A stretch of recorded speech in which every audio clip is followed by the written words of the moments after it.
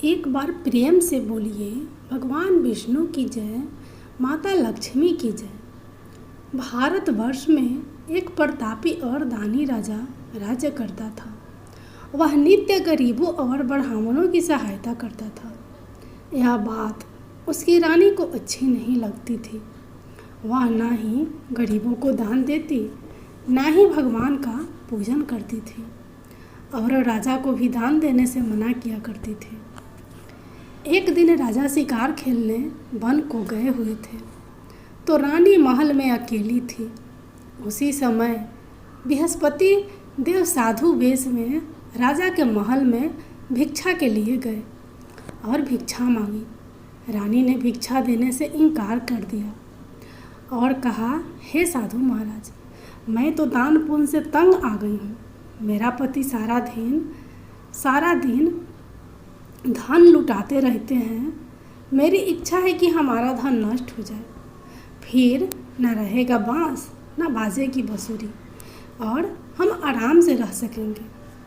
साधु ने कहा, देवी, तुम तो बड़ी विचित्र हो। धन संतान तो सभी चाहते हैं, पुत्र और लक्ष्मी तो पापी के घर भी होने चाहिए। यदि तुम्हारे पास अधिक धन है तो भूखों को भोजन दो, प्यासों के लिए प्याऊ बनवाओ, मुसाफिरों के लिए धर्मशालाएँ खुलवाओ। जो निर्धन अपनी कुंवारी कन्याओं का विवाह नहीं कर सकते, उनका विवाह करा दो। ऐसे और कई काम हैं जिनके करने से तुम्हारा यश लोक परलोक में फैलेगा। परंतु रानी पर उपदेश का कोई प्रभाव न पड़ा। वह बोली, महाराज, आप मुझे कुछ ना समझाए। मैं ऐसा धन नहीं चाहती जो हर जगह बांटती फिरूं। साधु ने उत्तर दिया, यदि तुम्हारी ऐसी इच्छा है तो तथास्तु, तुम ऐसा करना कि बृहस्पतिवार को घर लीपकर पीली मिट्टी से अपना सिर धोकर स्नान करना। बृहस्पतिवार के दिन भोजन में मांस मंदिरा खाना और कपड़ा धोबी के यहाँ देना या घर पे कपड़ा धोना। ऐसा करने से और राजा से बोलना वो हजामत बनवाएं वीरवार के दिन। ऐसा करने से आपका सारा धन नष्ट हो जाएगा। इतना कहकर वह साधु महाराज वहाँ से अलोप हो गए।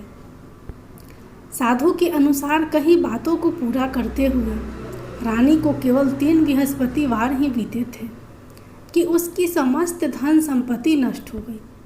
भोजन के लिए राजा का परिवार तरसने लगा। एक दिन राजा ने रानी से बोला कि हे रानी, तुम यहीं रहो, मैं दूसरे देश को जाता हूँ, क्योंकि यहाँ पर सभी लोग मुझे जानते हैं, इसलिए मैं कोई छोटा कार्य नहीं कर सकता। ऐसा कहकर राजा परदेश चला गया।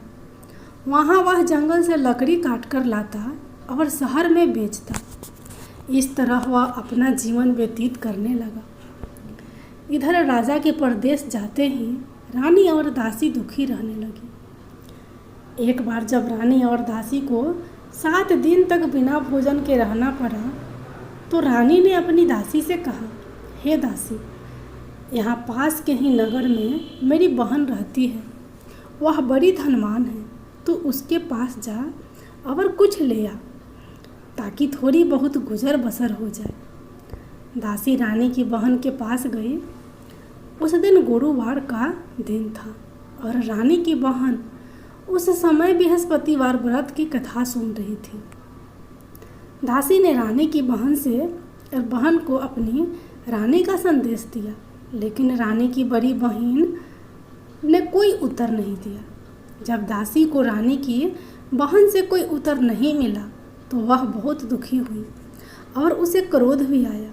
दासी ने वापस आकर रानी को सारी बात बता दी। सुनकर रानी ने अपने भाग्य को कोसा। उधर रानी की बहन ने सोचा कि मेरी बहन की दासी आई थी, परंतु मैं उससे नहीं बोली, इससे वह बहुत दुखी हुई होगी।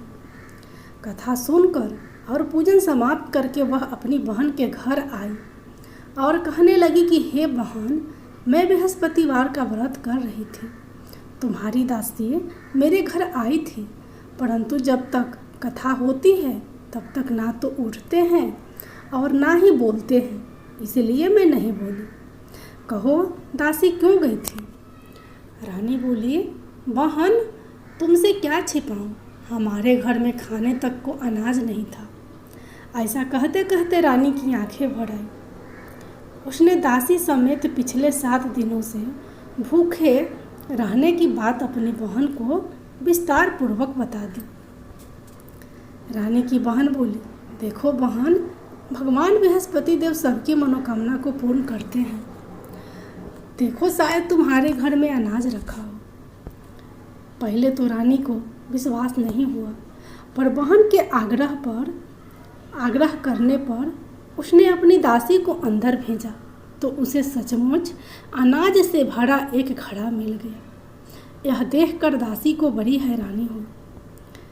दासी रानी से कहने लगी, हे रानी, जब हमको भोजन नहीं मिलता है तो हम व्रत ही तो करते हैं, इसलिए क्यों न इनसे व्रत और कथा की विधि पूछ ली जाए ताकि हम भी व्रत कर सकें।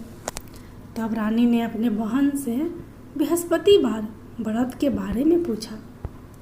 उसकी बहन ने बताया, बृहस्पतिवार के व्रत में चने की दाल और मुनाका से विष्णु भगवान का केले की जड़ में पूजन करें तथा दीपक जलाएं, व्रत कथा सुने और पीला भोजन ही करें।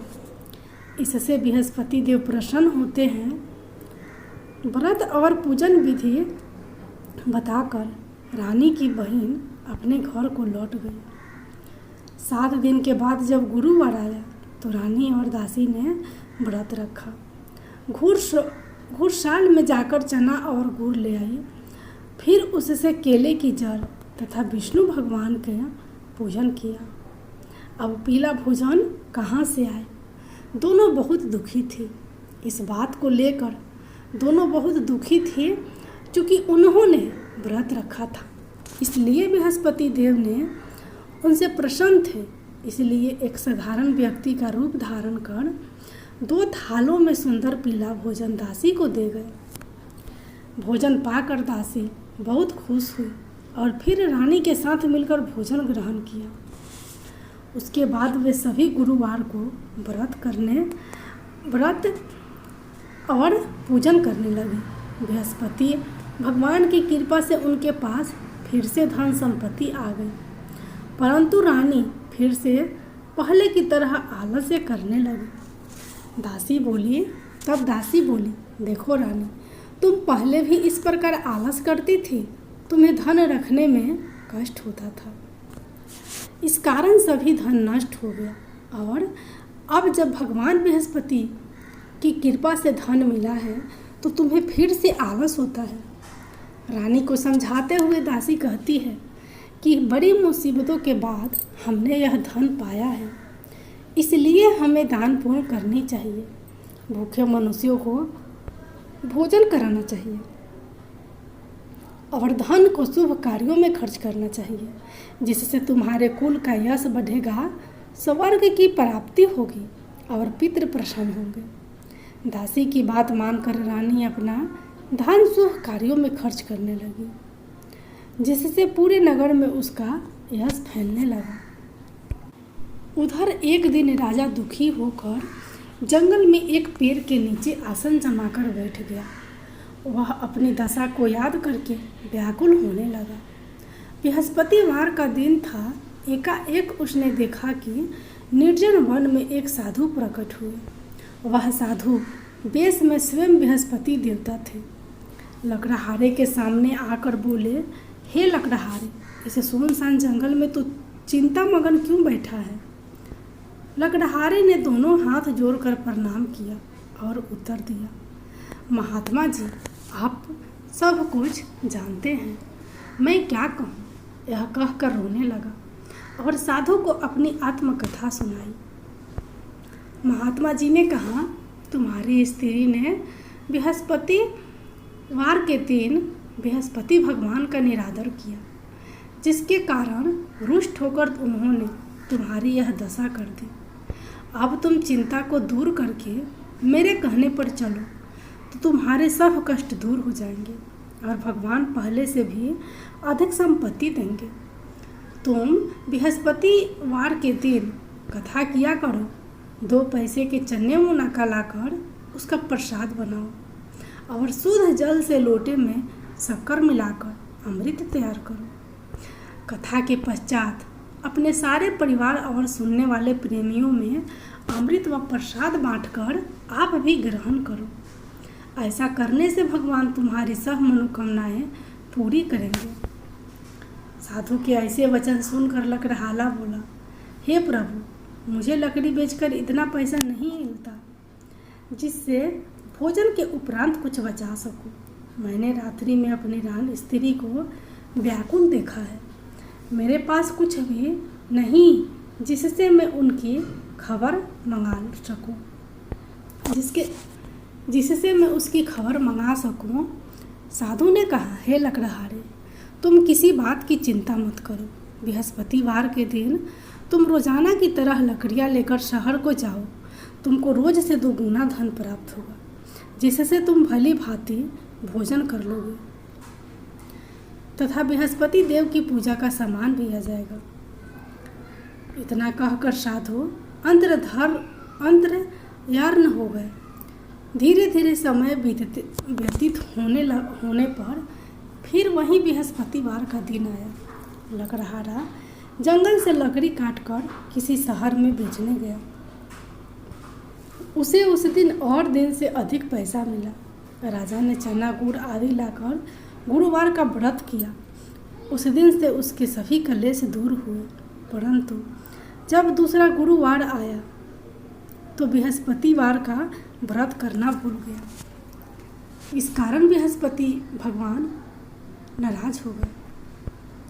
उस दिन उस नगर के राजा ने विशाल यज्ञ का आयोजन किया तथा शहर में यह घोषणा करा दी कि कोई भी मनुष्य अपने घर में भोजन न बनावे, न आग जलावे। समस्त जनता मेरे यहाँ भोजन करने आवे। इस आज्ञा को जो न मानेगा उसको फांसी की सजा दी जाएगी। इस तरह की घोषणा संपूर्ण नगर में करवा दी।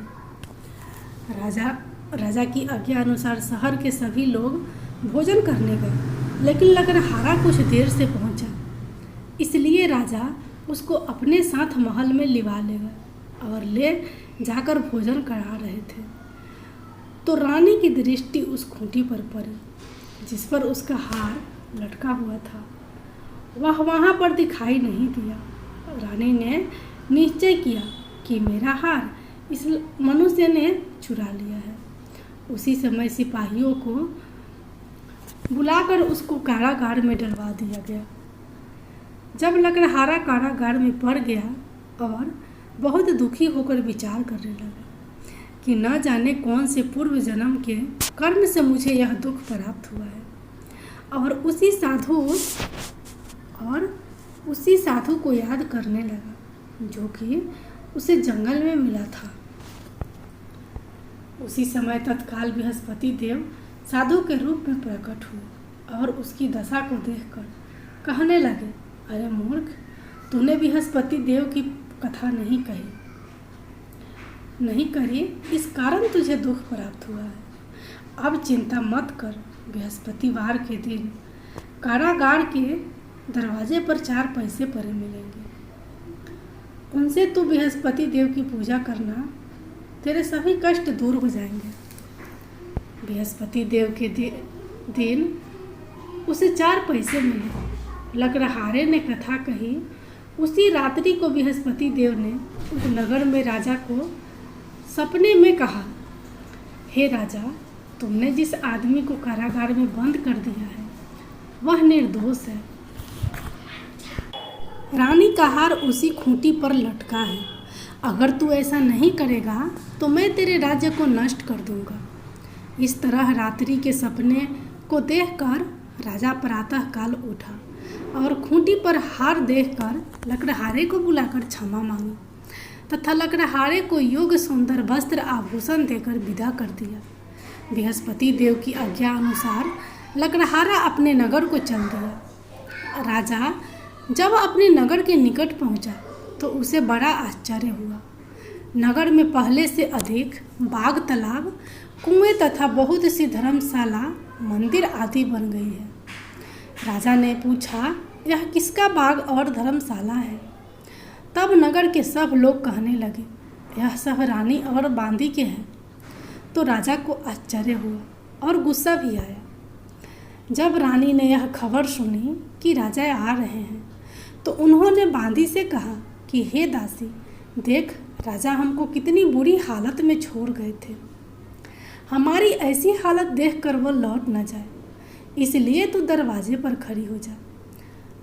रानी के आज्ञा अनुसार दासी दरवाजे पर खड़ी हो गई।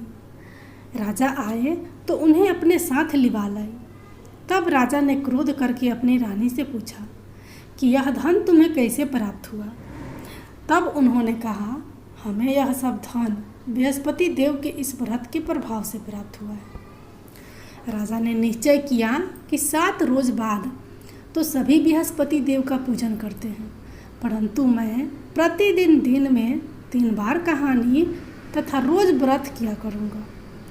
अब हर समय राजा के दुपट्टे में चने की दाल बंधी रहती तथा दिन में 3 बार कहानी कहता। एक रोज राजा ने विचार किया कि चलो अपनी बहन के यहाँ हो आवे। इस तरह निश्चय कर राजा घोड़े पर सवार होकर अपनी बहन के यहाँ चलने लगा। मार्ग में उसने देखा कि कुछ आदमी एक मुर्दे को लिए जा रहे हैं। उन्हें रोककर राजा कहने लगा, अरे भैया, मेरी बृहस्पतिवार की कथा सुन लो। वे बोले, लो, हमारा तो आदमी मर गया, इसको अपनी कथा की पड़ी है। परंतु कुछ आदमी बोले, अच्छा कहो, हम तुम्हारी कथा भी सुनेंगे। राजा ने दाल निकाली और जब कथा आधी हुई थी कि मुर्दा हिलने लग गया, और जब कथा समाप्त हो गई तो राम राम करके मुर्दा उस मनुष्य उठकर खड़ा हो गया। आगे मार्ग में उसे एक किसान खेत में हल चलाता मिला। राजा ने उससे देख और उससे बोले, अरे भैया, तुम मेरी बृहस्पतिवार की कथा सुन लो। किसान बोला, जब तक मैं तेरी कथा सुनूंगा तब तक 4 हरैया जोत लूँगा। जा अपनी कथा किसी और को सुनाना। इस तरह राजा आगे चलने लगा। राजा के हटते ही बैल पछाड़ खाकर गिर गए तथा किसान के पेट में बड़ी जोर का दर्द होने लगा। उसी समय उसकी माँ रोटी लेकर आई। उसने जब यह देखा तो अपने पुत्र से सब हाल पूछा और बेटे ने सभी हाल कह दिया। तो बुढ़िया दौड़ी दौड़ी उस घुड़सवार के पास गई और उससे बोली कि मैं तेरी कथा सुनूंगी, तू अपनी कथा मेरे खेत पर चलकर ही कहना। राजा ने बुढ़िया के खेत पर जाकर कथा कही, जिसके सुनते ही वह बैल उठकर खड़े हुए तथा किसान के पेट का दर्द भी बंद हो गया। राजा अपनी बहन के घर पहुंचा। बहन ने भाई को खूब मेहमानी की। दूसरे रोज राजा प्रातःकाल राजा जगा तो वह देखने लगा कि सब लोग भोजन कर रहे हैं। राजा ने अपनी बहन से कहा, ऐसा कोई मनुष्य है जिसने भोजन नहीं किया है? मेरी बृहस्पतिवार की कथा सुन ले। बहन बोली, हे भैया, यह देश ऐसा ही है कि पहले यहाँ लोग भोजन करते हैं, बाद में कोई अन्य काम करते हैं। अगर कोई पड़ोस में हो तो देख आती हूँ। वह ऐसा कहकर देखने चली गई, परंतु उसे कोई ऐसा व्यक्ति नहीं मिला जिसने भोजन ना किया हो। अतः वह एक कुम्हार के घर गई जिसका लड़का बीमार था। उसे मालूम हुआ कि उसके यहाँ 3 रोज से किसी ने भोजन नहीं किया है। रानी ने अपने भाई की कथा सुनने के लिए कुम्हार से कहा। वह तैयार हो गया।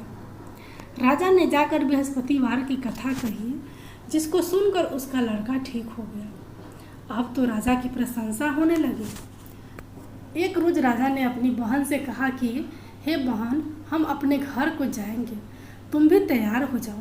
राजा की बहन ने अपनी सास से कहा। सास ने कहा, चली जा, परंतु लड़कों को मत ले जाना, क्योंकि तेरे भाई को कोई औलाद नहीं है। बहन ने अपने भैया से कहा, हे भैया, मैं तो चलूँगी पर कोई बालक नहीं चलेगा। राजा बोला, जब कोई बालक नहीं चलेगा तब तुम ही क्या करोगी जाकर। बड़े दुखी मन से राजा अपने नगर को लौट आया। राजा ने अपनी रानी से कहा, हम निसंतान हैं, हमारा मुंह देखने का धर्म नहीं है और कुछ भोजन आदि नहीं किया और जमीन पर लेट गया। रानी बोली, हे प्रभु, बृहस्पति देव ने हमें सब कुछ दिया है, वह हमें औलाद अवश्य देंगे। उसी रात को बृहस्पति देव ने राजा के सपने में कहा, हे राजा, उठ, सभी सोच त्याग दे, तेरी रानी गर्भवती है। राजा की यह बात सुनकर बहुत खुशी हुई। 9वें महीने में उसके गर्भ से एक सुंदर पुत्र पैदा हुआ। तब राजा बोला, हे रानी, स्त्री बिना भोजन के रह सकती है, पर बिना कहे नहीं रह सकती। जब मेरी बहन आवे तुम उससे कुछ कहना मत। रानी ने सुनकर हाँ कर दिया। जब राजा की बहन ने यह शुभ समाचार सुना तो वह बहुत खुश हुई तथा बधाई लेकर अपने भाई के यहाँ आई। तभी रानी ने कहा, घोड़ा चढ़कर तो नहीं आई, गधा चढ़ी आई। राजा की बहन बोली, भाभी, इस प्रकार ना कहती तो तुम्हें औलाद कैसे मिलती। बृहस्पति देव ऐसे ही हैं, जैसी जिसके मन में कामनाएं हैं सभी को पूर्ण करते हैं। जो सद्भावना पूर्वक बृहस्पतिवार का व्रत करता है एवं कथा पढ़ता है अथवा सुनता है, दूसरों को सुनाता है, बृहस्पति देव उसकी सभी मनोकामना पूर्ण करते हैं। भगवान बृहस्पति देव उसकी सदैव रक्षा करते हैं। संसार में जो मनुष्य सद्भावना से भगवान जी के पूजन व्रत सच्चे हृदय से करते हैं तो उन्हें उनकी सभी मनोकामनाएं पूर्ण करते हैं। जैसी सच्ची भावना से रानी और राजा ने उनकी कथा का गुणगान किया तो उनकी सभी इच्छाएं बृहस्पति देव जी ने पूर्ण की थी। इसलिए पूर्ण कथा सुनने के बाद प्रसाद लेकर जाना चाहिए, हृदय में उसका मनन करते हुए जयकारा बोलना चाहिए। बृहस्पति देव की जय, भगवान विष्णु की जय। अब आप लोग सुनिए दूसरी कथा। प्राचीन काल में एक ब्राह्मण रहता था। वह बहुत निर्धन था, उसके कोई संतान नहीं थी। उसकी स्त्री बहुत मलिनता के साथ रहती थी। वह ना तो स्नान करती, ना किसी देवता का पूजन करती। इससे ब्राह्मण देवता बड़े दुखी थे। बेचारे बहुत कुछ कहते थे किंतु उसका कुछ परिणाम न निकला। भगवान की कृपा से ब्राह्मण की स्त्री के कन्या रूपी रत्न पैदा हुआ। कन्या बड़ी होने पर प्रातः स्नान करके विष्णु भगवान का जप व बृहस्पतिवार का व्रत करने लगी। अपने पूजन पाठ समाप्त करके विद्यालय जाती तो अपने मुट्ठी में जौ भर के ले जाती और पाठशाला के मार्ग में डालती जाती। तब ये जौ सोने के हो जाते। लौटते समय उनको बीन कर घर ले आती थी। एक दिन वह बालिका सूप में उस सोने के जौ को फटक कर साफ कर रही थी कि उसके पिता ने देख लिया और कहा, हे बेटी, सोने के जौ फटकने के लिए सोने का सूप होना चाहिए। दूसरे दिन बृहस्पतिवार था। इस कन्या ने व्रत रखा और बृहस्पति देव से प्रार्थना करके कहा, मैंने आपकी पूजा सच्चे मन से की है तो मेरे लिए सोने का सूप दे दो। बृहस्पति देव ने उसकी प्रार्थना स्वीकार कर ली। रोजाना की तरह वह कन्या जौ फैलाती हुई जाने लगी। जब लौटकर जौ बीन रही थी तो बृहस्पति देव की कृपा से सोने का सूप मिला। उसे वह घर ले आई और उसमें जौ साफ करने लगी, परंतु उसकी माँ का वहीं ढंग रहा। एक दिन की बात है कि वह कन्या सोने के सूप में जौ साफ कर रही थी। उस समय उस शहर का राजपुत्र वहाँ से होकर निकला। इस कन्या के रूप और कार्य को देखकर मोहित हो गया तथा अपने घर आकर भोजन तथा जल त्याग कर उदास होकर लेट गया। राजा को इस बात का पता लगा तो अपने प्रधानमंत्री के साथ उसके पास गए और बोले, हे बेटा, तुम्हें किस बात का कष्ट है? किसी ने अपमान किया है अथवा और कारण हो सो कहो, मैं वही कार्य करूँगा जिससे तुम्हें प्रसन्नता हो।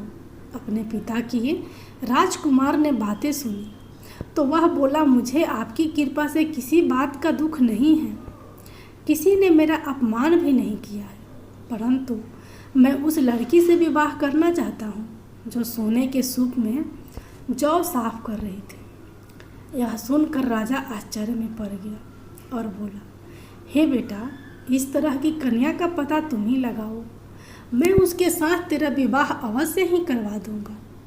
राजकुमार ने उस लड़की के घर का पता बतलाया। तब मंत्री उस लड़की के घर गए और ब्राह्मण देवता को सभी हाल बताया। ब्राह्मण देवता राजकुमार के साथ अपनी कन्या का विवाह करने के लिए तैयार हो गए तथा विधि विधान के अनुसार ब्राह्मण की कन्या का विवाह राजकुमार के साथ हो गया। कन्या के घर से जाते ही पहले की भांति उस ब्राह्मण देवता के घर में गरीबी का निवास हो गया। अब भोजन के लिए भी अन्न बड़ी मुश्किल से मिलता था। एक दिन दुखी होकर ब्राह्मण देवता अपनी पुत्री के पास गए। बेटी ने पिता की दुखी अवस्था को देखा और अपनी माँ का हाल पूछा। तब ब्राह्मण ने सभी हाल कहा। कन्या ने बहुत सा धन देकर अपने पिता को विदा कर दिया। इस तरह ब्राह्मण का कुछ समय सुखपूर्वक व्यतीत हुआ। फिर कुछ दिन बाद फिर वही हाल हो गया। ब्राह्मण फिर अपनी कन्या के यहाँ गया और सारा हाल कहा तो लड़की बोली कि हे पिताजी, आप माताजी के यहाँ लिया लाओ, मैं उसे विधि बता दूंगी जिससे गरीबी दूर हो जाए।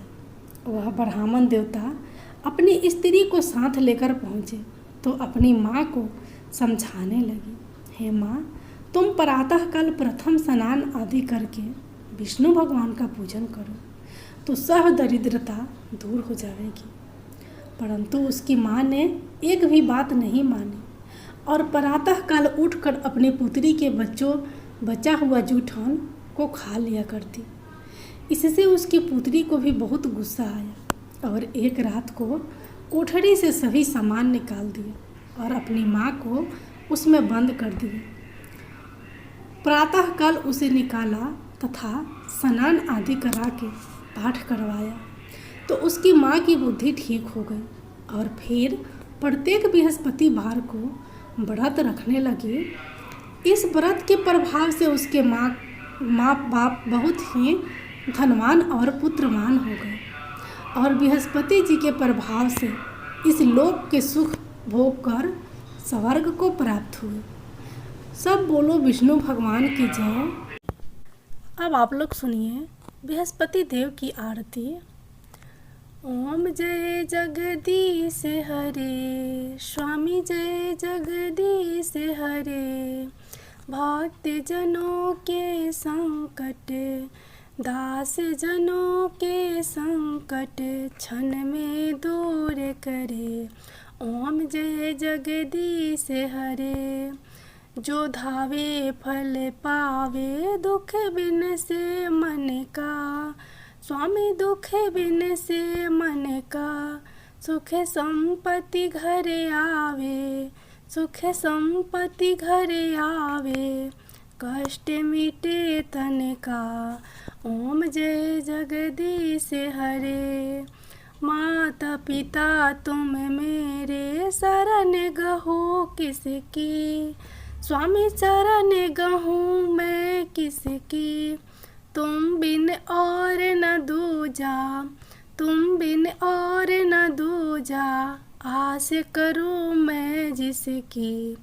ओम जय जगदीश हरे, तुम पूर्ण परमात्मा, तुम अंतर्यामी, स्वामी तुम अंतर्यामी, पार ब्रह्मा परमेश्वर, तुम सबके स्वामी। ओम जय जगदीश हरे, तुम करुणा के सागर, तुम पालन करता स्वामी, तुम पालन करता। मैं मूर्ख फल कामी, मैं सेवक तुम स्वामी, कृपा करो भरता। ओम जय जगदीश हरे। तुम हो एक अगोचर, सबके प्राणपति स्वामी, सबके प्राणपति। किस विधि मिलूं मैं, किस विधि मिलूं मैं, तुमको मैं कुमति। ओम जय जगदीश हरे। दीन बंधु दुख हरता, ठाकुर तुम मेरे, स्वामी रक्षक तुम मेरे। अपने हाथ उठाओ, अपने शरण लगाओ, द्वार पड़ा तेरे। ओम जय जगदीश हरे। स्वामी जय जगदीश हरे। विषय विकार मिटाओ, पाप हरो देवा, स्वामी पाप हरो देवा। श्रद्धा भक्ति बढ़ाओ, श्रद्धा भक्ति बढ़ाओ, संतन की सेवा। ओम जय जगदीश हरे। स्वामी जय जगदीश हरे। भक्त जनों के संकट, दास जनों के संकट, क्षण में दूर करे। ओम जय जगदीश हरे। जय विष्णु भगवान, जय माता लक्ष्मी।